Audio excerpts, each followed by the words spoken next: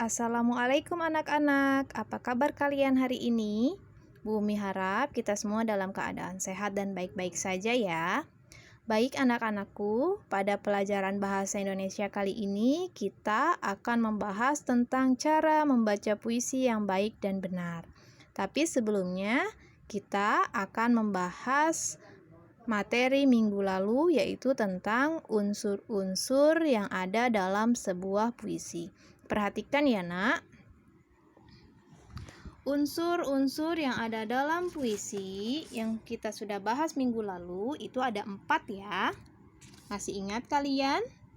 Coba sebutkan yang pertama, unsur puisi itu apa?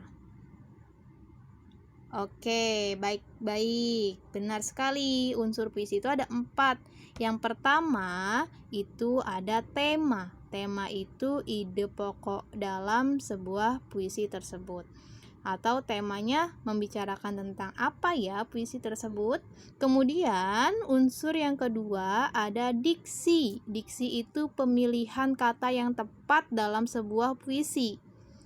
Jadi ketika kita menuliskan puisi, kita harus memilih diksinya atau pilihan katanya agar puisi yang kita tulis, puisi yang kita buat itu indah ketika dibaca atau didengar.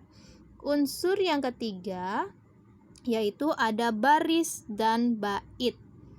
Ya, baris dan bait. Dan keempat ada irama dan rima. Ingat ada 4 ya nak. Kemudian dalam rima itu jenisnya ada 5 yang kemarin sudah kita bahas. Sekarang perhatikan, di sini Bu Umi berikan contoh judul puisi Karawang Bekasi. Ini adalah judulnya. Kalau kita lihat-lihat, kalau kita baca berulang-ulang, tema yang ada dalam puisi Karawang Bekasi ini adalah tentang bertema pahlawan. Kemudian penyairnya adalah Khairil Anwar. Ini untuk temanya sudah kita temukan.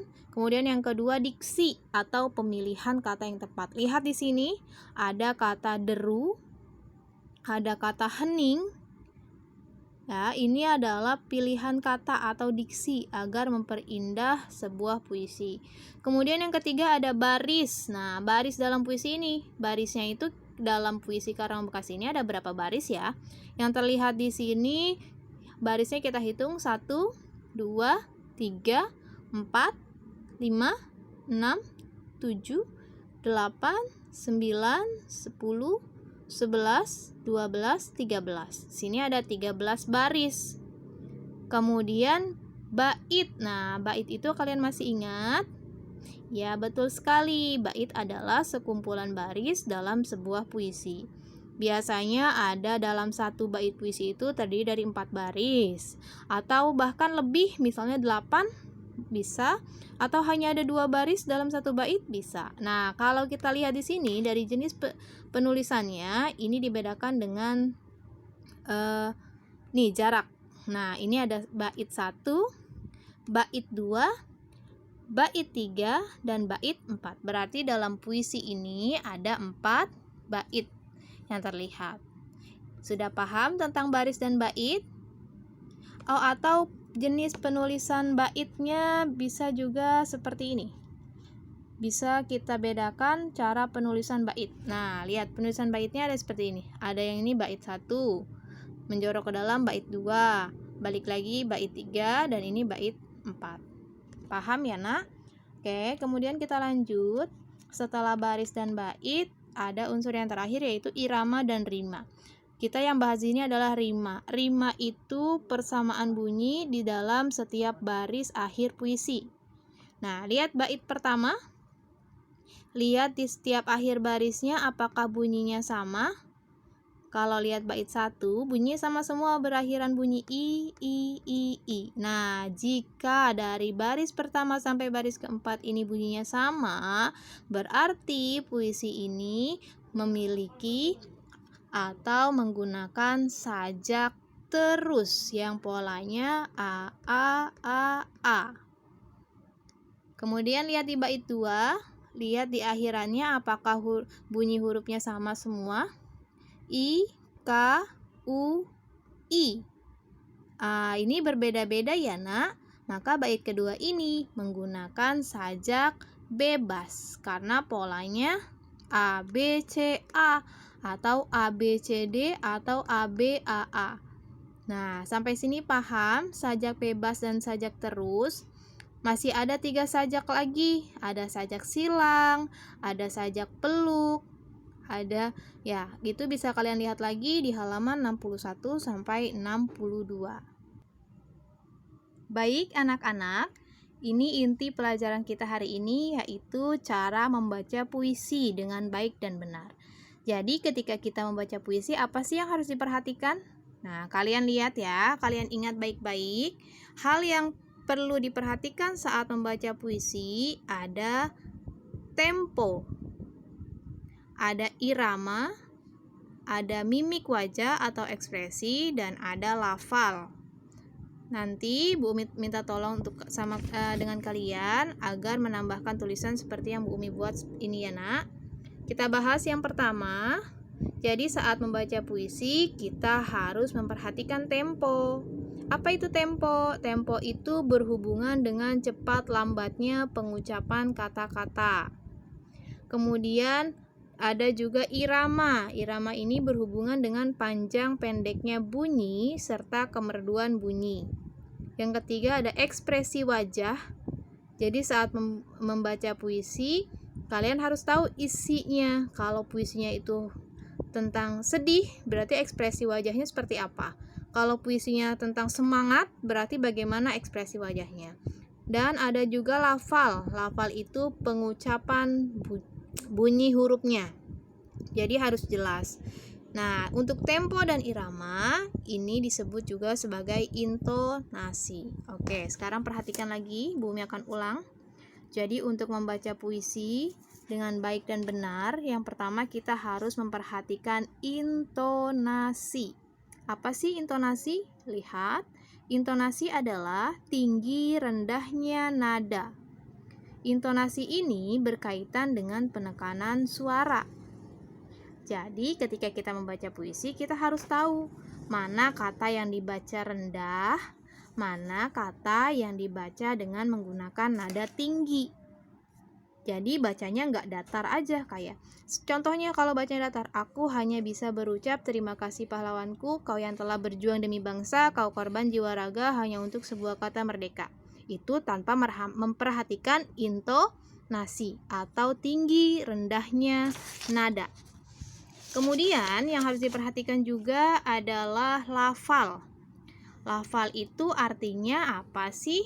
Nah, perhatikan, lafal adalah cara seseorang mengucapkan bunyi bahasa. Lafal berkaitan dengan kejelasan suara. Jadi suaranya harus jelas. Jangan kalau baca puisi, aku hanya bisa berucap terima kasih pahlawanku, kau yang telah berjuang demi bangsa, kau korbankan jiwa raga. Nah, itu lafalnya nggak jelas, harus pahlawanku, karya Nazril Azil. Jadi pengucapannya harus jelas ya nak. Intonasinya, tinggi rendahnya nada itu juga harus diperhatikan. Dan ekspresi wajah atau mimik wajahnya boleh dibantu dengan gerakan tangan atau gerakan tubuh kalian. Sesuaikan dengan isi puisinya. Kalau puisinya sedih, berarti cara membacanya bagaimana? Kalau semangat, berarti bagaimana? Misalnya, Bu Umi contohkan sedikit ya nak. Pahlawanku, karya Nazril Azil. Aku hanya bisa berucap terima kasih pahlawanku, kau yang telah berjuang demi bangsa, kau korbankan jiwa raga hanya untuk sebuah kata merdeka. Kini peringatan hari tentangmu cuma sekedar mengisi saja, untuk menghormatimu hanya setahun sekali, tak sebanding dengan darah juangmu. Kata merdeka hanya segelintir yang menikmati hasilmu. Semua masih egoistika. Tuhan, hadirkan pahlawan baru untuk negeri ini. Biarlah rakyat jelata mengerti makna merdeka. Oke, anak-anak, itu contoh. Bu Umi yakin kalian bisa membacakan puisi lebih baik lagi dari Bu Umi. Nah, untuk itu Bu Umi memberikan tugas untuk kalian. Coba sebelum kalian membuat tugasnya, kalian baca dulu berulang puisi judul Pahlawanku karya Nazril Azil. Bacalah berulang-ulang, kalian pahami tentang apa sih puisi ini. Jika kalian sudah paham, sudah tahu, coba kalian buat video membaca puisi. Perhatikan intonasi, lafal, dan ekspresi atau mimik wajah. Puisi ini akan Bu Umi nilai. Jadi tolong perhatikan puisinya. Minta tolong videokan oleh orang tuamu atau kakak kalian untuk memvideokan saat kalian membaca puisi Pahlawanku. Boleh lihat buku? Boleh, silahkan. Tapi coba usahakan untuk tidak tertutup buku wajahnya ya nak ya. Jadi ada kalanya kalian lihat ke buku, ada kalanya kalian harus melihat ke kamera. Bu Umi tunggu videonya seminggu ke depan. Jika kalian sudah siap, dalam waktu 2 hari atau 3 hari, boleh langsung kirimkan videonya ke Bu Umi. Ya nak ya, untuk pakaian gunakan seragam sekolah. Oke anak-anak, selamat mencoba dan tetap semangat belajar. Oke, kalau gitu Bu Umi akhiri pelajaran kita hari ini.